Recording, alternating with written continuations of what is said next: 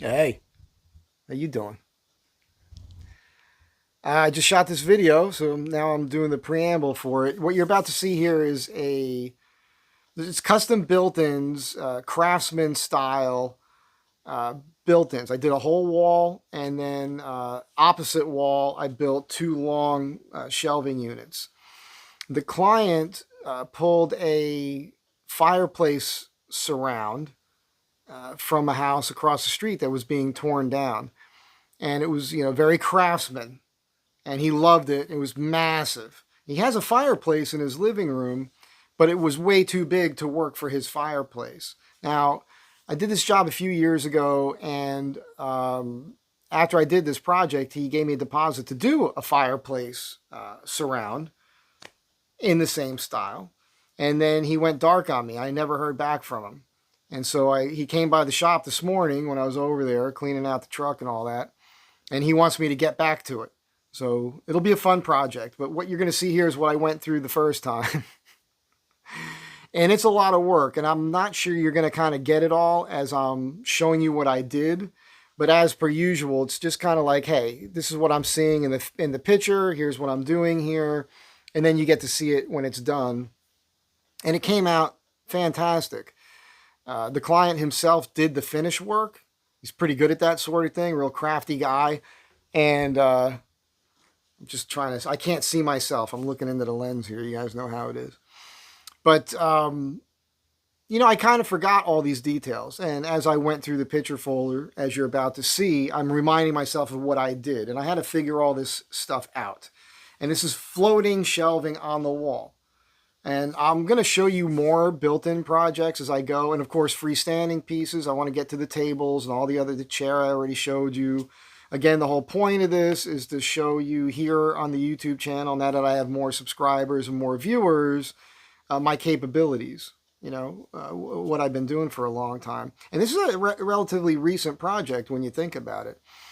So you have to be, I worked in the film industry for a long time as a prop maker, so I'm pretty good at that sort of thing. And obviously I've been designing and building furniture, mostly of my own design, for years.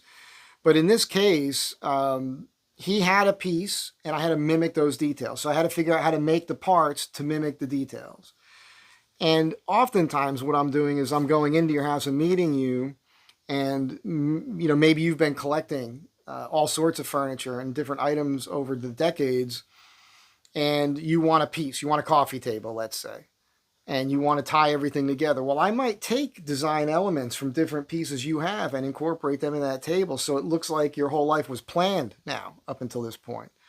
So that's kind of what you're going to see here, is me taking this thing, getting the details off of it, recreating those parts, and applying them to all the other parts I made to turn a wall not just into a wall of shelving, not just an entertainment area.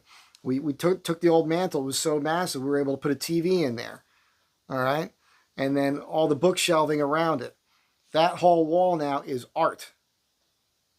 Object d'art. And then opposite wall, there's a big window. And I built, shelving on either side of the window.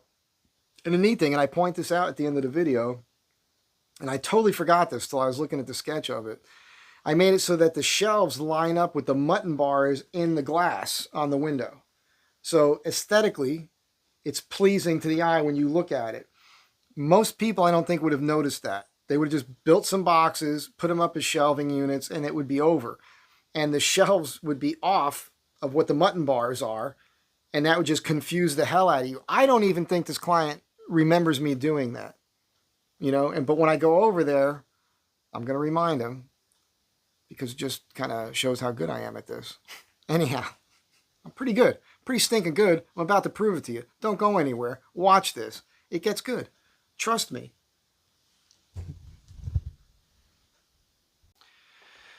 All right, here we are. We are back on the Mike Z Design Facebook page, and I'm going to open up. I'm already in photos and albums. I just ran into a guy at the shop who wants me to do a mantle for him. So actually, there's two picture folders here I'll do at the same time, because it started with this. Now, this guy, he's an interesting character. I don't want to get too into him. It's kind of a convoluted story. He lives very close to my workshop. I use a client's garage as a workshop, and it's over here near 4th and La Brea in that area. And this guy, he picked up this fireplace surround. Excuse me. This is his living room, and he bought this piece,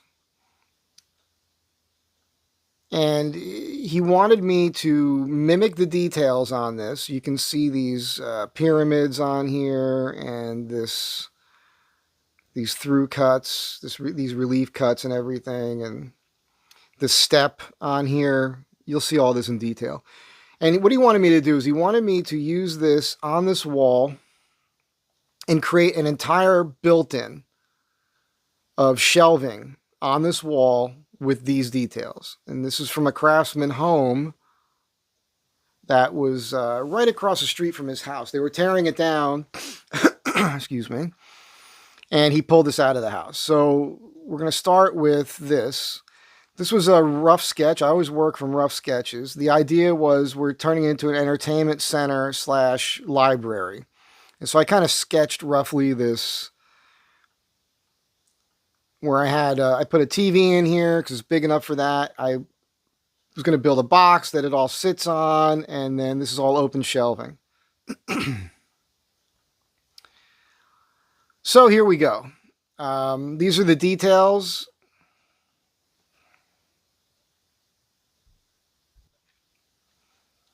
You can see this pyramid here. These were very difficult to make. But right now what I'm doing is I'm taking pictures of this and dimensions, and I want to reproduce this correctly. This is the van. Obviously, this is before I did the build. It says 2021 here. I had ripped out the interior. I still have the heating and air in this thing. That all went away. This is poplar. Poplar takes paint and stain well. There's a trick to the stain. This guy is a pretty decent finisher. The deal was he was going to do the staining himself. You could see all this poplar. That looks to me to be at least 8/4.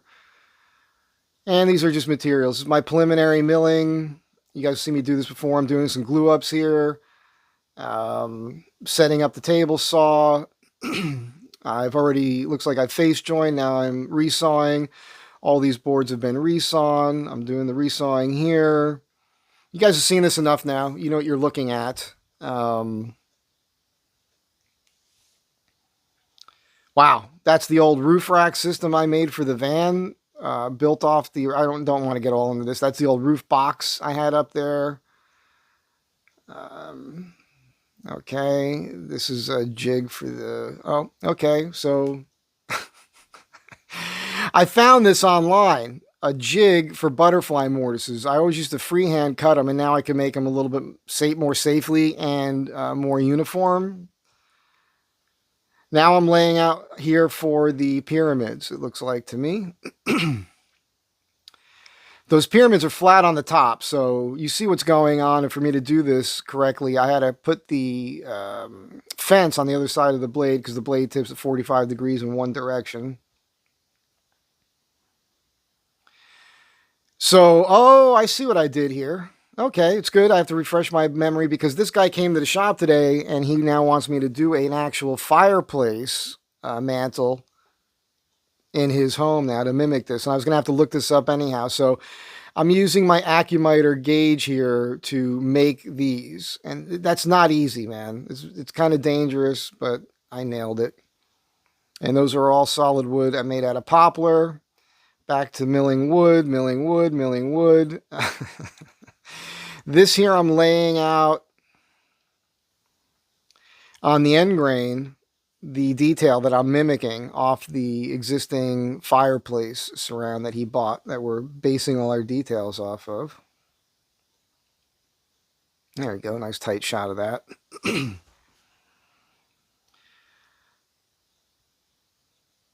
Figuring it out, man. And I did this all on the table saw. And once all the steps were created, it was all handwork with hand planes. This is not fun, all right? Just the figuring it out is kind of fun because it's a brain tease. doing the work, it's tedious. And there we have it once again. I'm losing the tip of a finger in just about every job. This is me making the steps, and I'm using this magnet. It's these little flexible plastic pieces that keep the work tight up against the fence for precision. So here you see the parts. Right here, this piece has to be removed right there. You see that? Right here.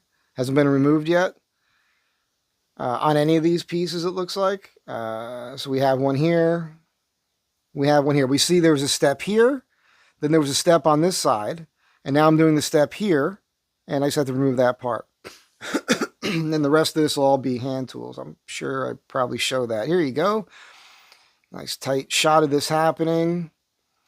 You know, I do this for people to see what's entailed with the work. But at the same time, it's a great reference for me to remind myself in case I have to do it again. So here you see what's going on. Oh yeah, I remember now. So there's an inside radius and an outside radius. See, there's an outside radius here. So to get this inside radius, that must have been tough. I don't really remember what I did for that, so hopefully I'll find it here. Oh yeah, hand gouges up here. That's no fun. For the whole length of this. And this is what I'm mimicking. I get it pretty close. It's not exact, but it is close enough. The discerning eye doesn't really notice it when it's all done. And here you are. I mean, we're getting much closer here. Again, this is all hand work here, people. It's like carving, really, is what you're doing, basically. You're shaping, sculpting wood. And there you have it. Yeah, I had to use this tool here. And just walk it down. Let's see what's going on here. So panels. Oh, this is the box. So this box I made, you could tell a lot of it's 3/4 inch plywood. I felt that it needed to be beefy. And on this end, this is a hidden compartment that I gave them for nothing. There's hinges on the inside. You just push it. You can put stuff in, and then this folds down, closed. It was just a thing, I figured there's a big hollow space here. They didn't want to feed from the front. You'll see. So this is the front of it now. So you see what's going on with these pyramids in place. And then this is the trim I just made for it. And that mantle that he bought is going to sit atop of this. So from the front, I had aesthetically, I had to go this route here. And now we see it from the end. Kind of looks like a casket, huh? If you chop the bodies up just right, you could probably fit a couple in there. It's a joke, people. It's a joke. So this looks pretty good. I'm kind of impressed. So what I ended up doing is this is all solid poplar that was milled down to whatever that thickness is there. I don't recall. That's the end storage. So there it is. There's the mantle sitting atop it. Looking good. I had to pull the molding, and also you'll see right here there's a vent. There's a heating vent I couldn't do much with. So this piece is slightly off center on the wall, but I wasn't going to be able to move this thing. And you can see it now also, just not picking on the client or anything, but this house was kind of filthy and sagging, and there was mold, and they have cats, and there was cat hair and dander. I had to get them to clean the space for me. And you can see here, there's a gap under here on this side. It's like an inch here, and on this side, it's on the floor. That's how out of whack the floor is. So I had to come up with a tall trim here, which means this piece here was milled knowing I was going to put a high trim here. So the reveal here ends up being the same reveal that's here. And what I'm doing here is I'm figuring out a shelf because the TV will sit here and then components go underneath it.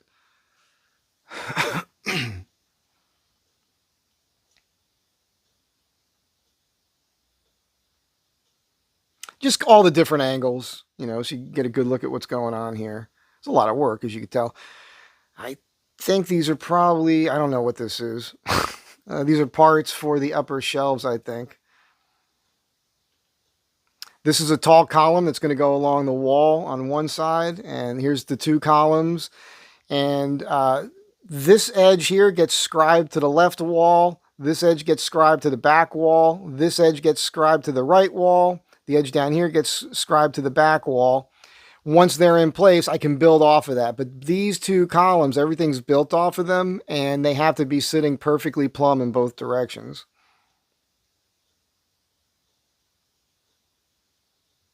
I'm raising the grain here with water. You guys know that's my trick. So what I did here, this is the fronts of the shelves. I can't mimic the detail around the mantle on the shelves because the mantle is much, much taller. These don't need to be so tall. So I created this relief system to mimic it, right? So there's enough detail here so it looks like it was all done at the same time. Have faith. It's going to look great.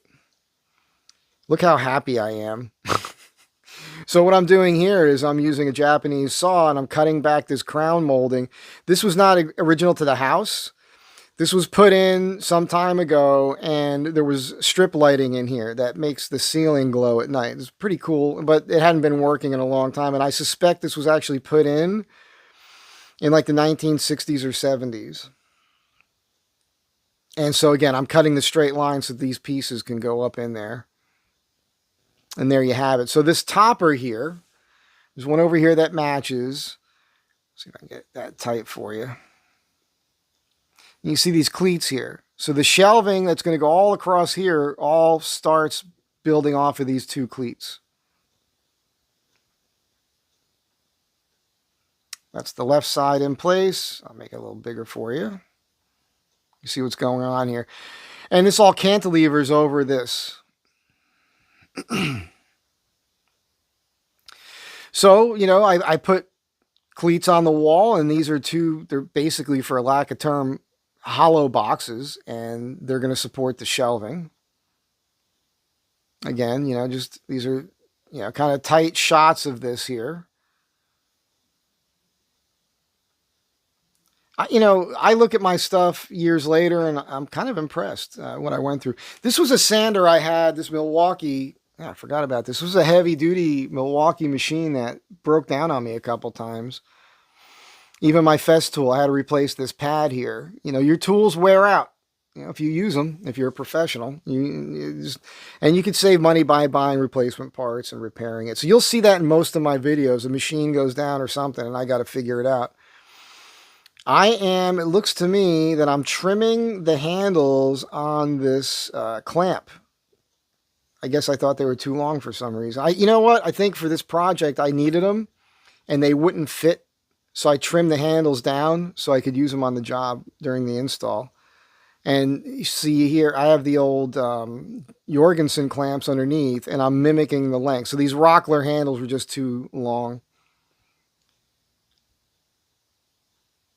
Oh, that's what it was. You see this? When I'm using my clamp racks, those handles were too long for the work surface. Excuse me. What happens is when you clamp parts together, sometimes they walk on you at the joint, and if you put these clamps on the end, then these two boards will line up, and when you clamp them together, they'll stay. It's faster and easier than using biscuits. You don't really need biscuits most of the time. Just parts. Not much I could tell you here. I'm doing some joinery. It is unclear to me exactly what's happening, but you get to see the work. Back. I don't know what this must have something to do with these parts hanging on the wall. I think, man, I just don't know. I guess we'll see when we go to install it.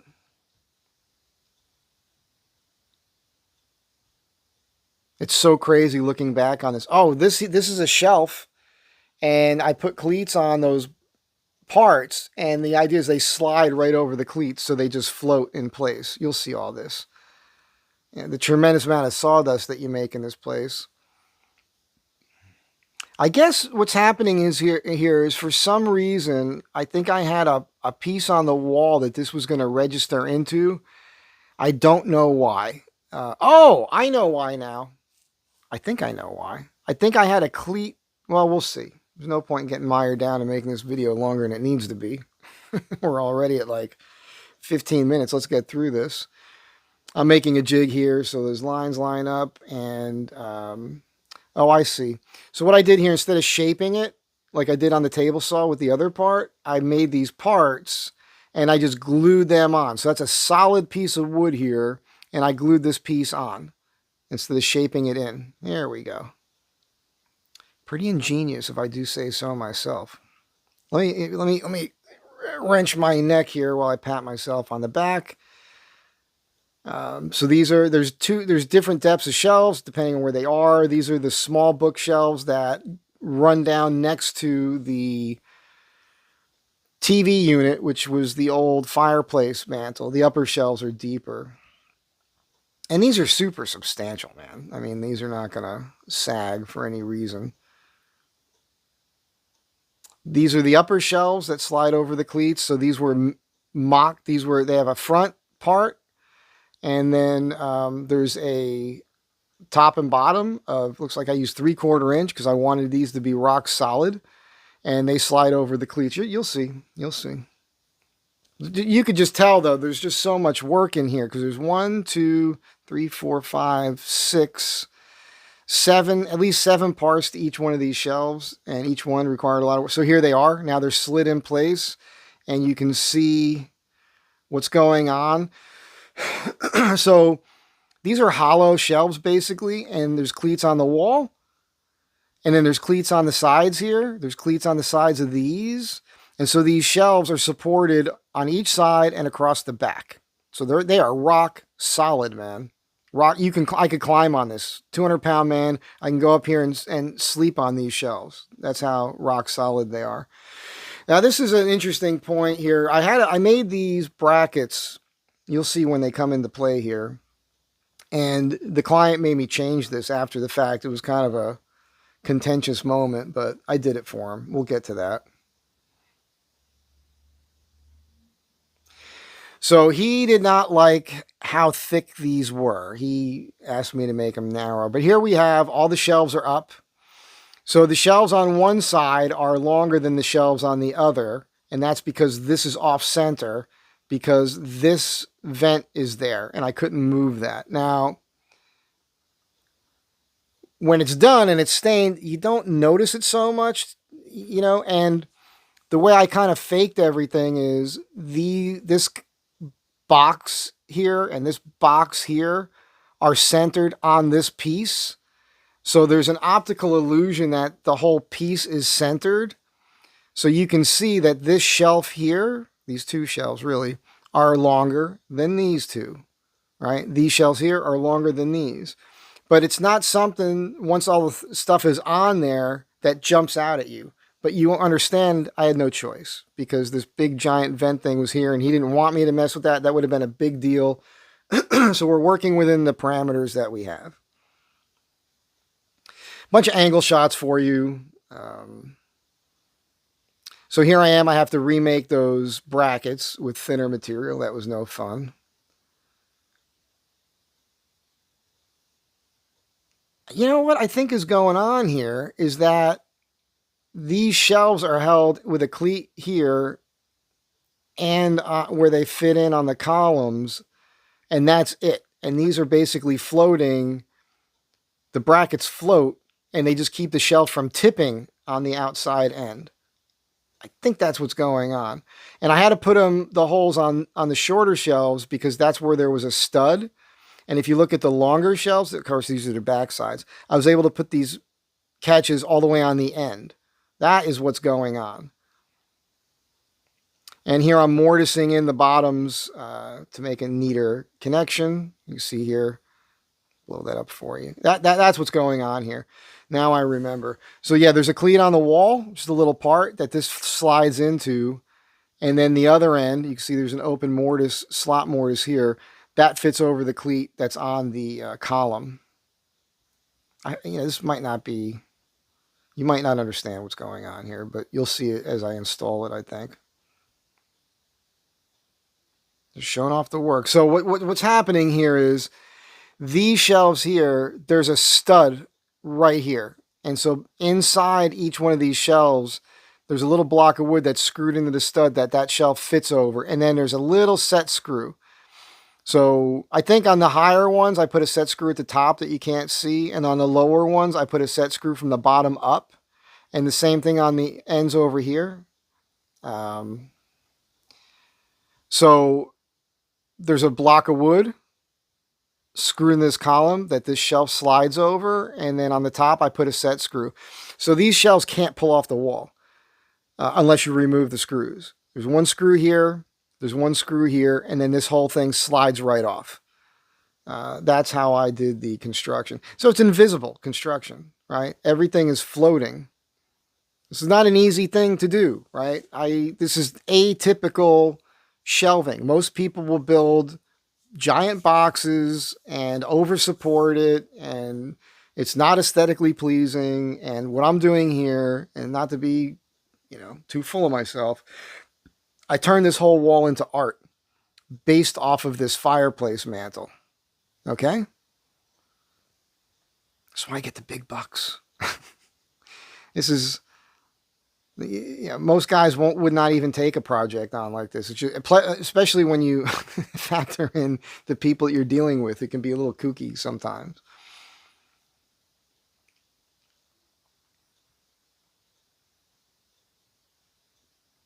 I'm excited to get to the end where the finish is done. There you have it. Look at this, man.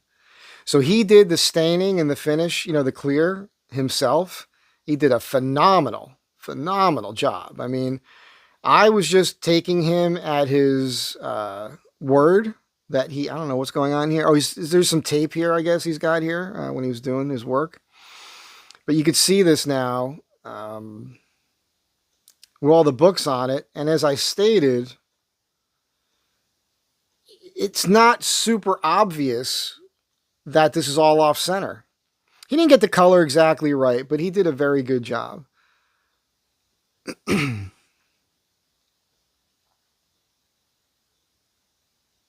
there was a reason. I guess we didn't put a lower shelf here because the bracket would have interfered with this vent. But I think he put some art down here. Really quirky clients. Nice people. Look, call me biased, but I think this looks like $1 million. I think this is very, very cool. And, the neat thing is, and again, here's nice tight shots of this.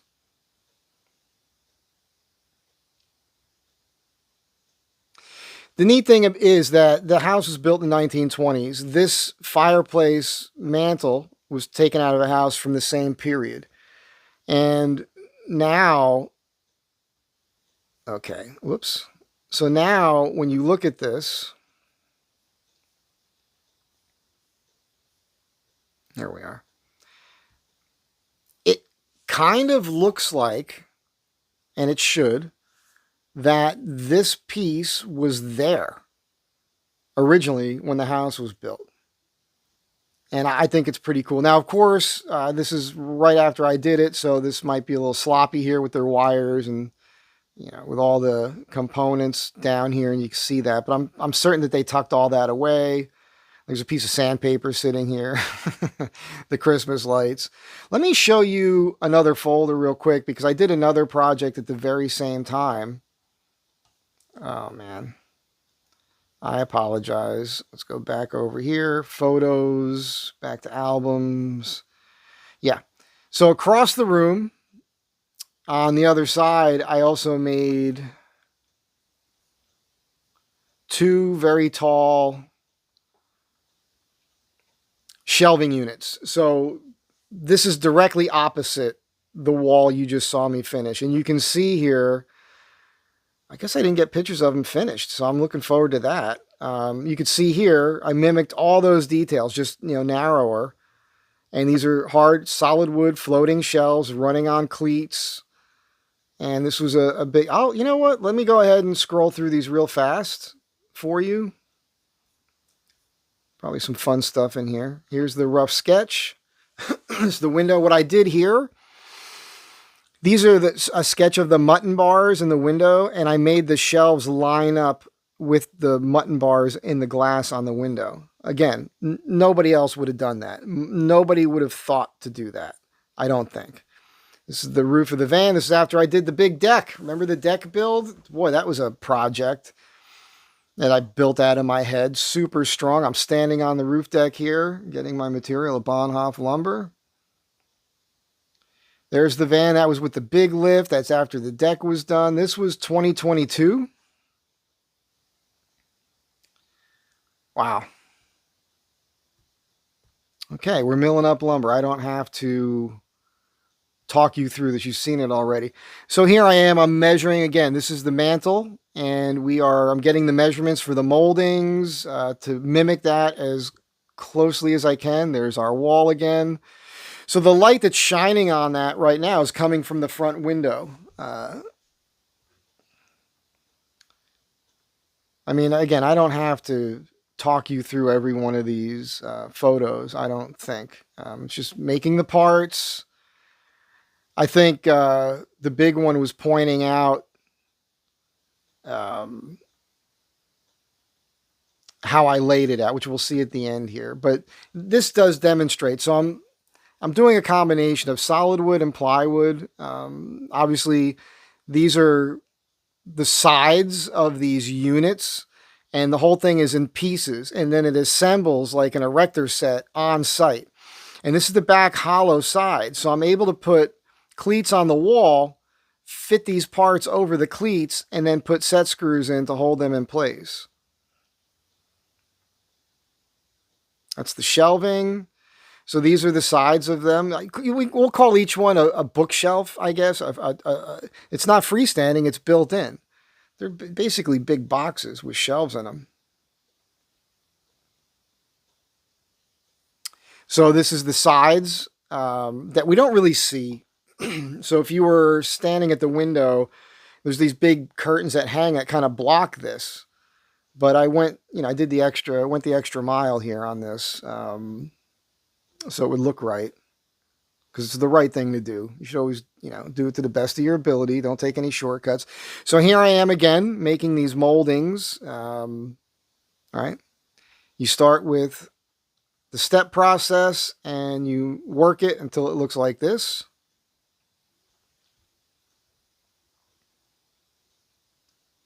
These are the tops and bottoms. This is a floating shelf here, and you see the cleat system I created. It's probably the top, I guess. This is the underside for sure. It's my old trim router. I don't use that anymore. These are the floating shelves, I believe. Just mimicking all the same details I've been doing. I think I made little cleats that they rested on. So on these, I didn't put mortises for them to slide over. I think I had visible cleats. We'll see. We'll see as it goes here. It starts looking really good, doesn't it? It's pretty amazing. You can see here I've raised the grain. So you can see that the grain has been swollen. And then the next step is to sand it. But you can see how perfect this miter is, and how everything lines up perfectly. I used to say that. It's perfect. I got it. It's pretty perfect. And I had a client used to say, well, perfect is good enough. Oh, you know what? I think I actually used part of this molding as a sanding block. You can see how this paper is shaped to get that to sand correct. And that's what I did here. Yeah. Pretty smart. There you go. Perfect. So you have to figure this stuff out. So I actually used a piece of the trim as a sanding block to get these roundovers. Wow, I'm glad I'm looking at this. Because what happened today was I ran into him. He had given me a deposit. This just knocks down the corners, radiuses the corners. It's a hand plane. And he had given me a deposit like a couple years ago to do the fireplace. And then he went dark on me, and I couldn't get a hold of him. And so I told him, that money's gone, man. I bought the material, started milling it. I called you, and knocked on your door. You didn't get back to me. He had some health issues. So now he wants me to come back and do the fireplace mantle. So this just happened. All this conversation just happened a little while ago, and now I have to get to that. So probably do that after Christmas. So this is just me. This is a cleat. So you see what's happening. This is the front of a shelf. It's all solid poplar. There's no plywood, and I'm getting this detail correct, and then this cleat will be trimmed and applied, and the shelves just sit on top of the cleats. I don't need set screws for that.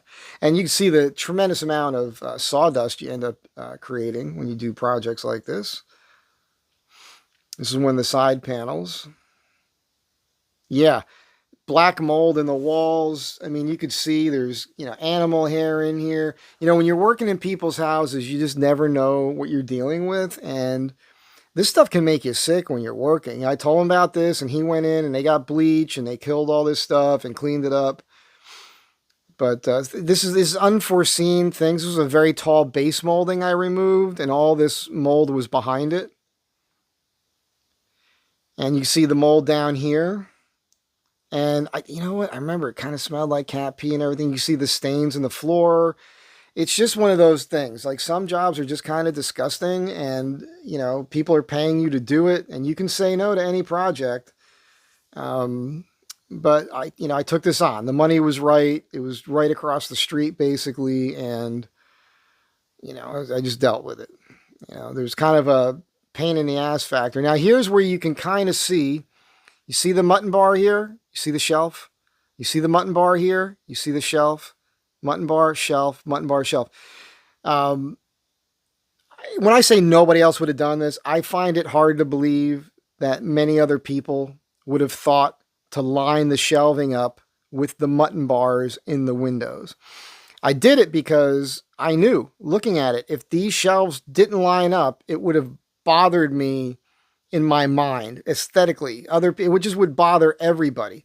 You can see. Now, this is a weird perspective, right? I'm at head height here, and as you move down, they might not look like they're lining up, but you should be able to see this lines up, this lines up, this lines up. And I think that's kind of what I'm showing in the picture. Also, when I do shelving, I tend to make it about 10.5 inches deep. You don't typically need more than that unless you got big coffee table books. And then I do a different system for that. But for most of your shelving, 10.5 inches is enough. When you buy store-bought shelving, it's usually a foot deep. And, you push your books back, and then you've got all this room in front of your books that just collects dust. Or you pull your books forward, and you got all this room behind the books doing nothing. Oh, that's a great place to hide something. But it protrudes into the room too much, right? So you should try to be efficient with your space, with your design, and only make things as deep or as large as they need to be to do the job they are designed to do. And you can see what I meant about these big curtains, because they block off the side panels. Here you can see all the work I put into the side panel, right? And putting little pyramids on and everything else. And again, you can see this lining up right here, straight across to here. Lining up here, straight across to here. So everything is lining up. No, that's the end? That's it. Okay. So just thought you guys would get a kick out of this. Built in, I don't know what to call this yet. Let me come up with a term with this. I will stop this right here. You guys have a great day. Be kind to one another. I have to film the preamble next and put this video together and get it out to you. So I hope you enjoyed this. Probably end up being like a 45-minute video for you. It's a lot of work with this. This is custom built-ins, and again, just to remind you, all the design elements were taken from a vintage piece from a home from the 1920s, that big mantle. And it's a fun thing to do. And oftentimes when I do, you know what? Let me talk about that in the preamble, okay? Have a great day. Be kind to one another. I will catch you all in the next one.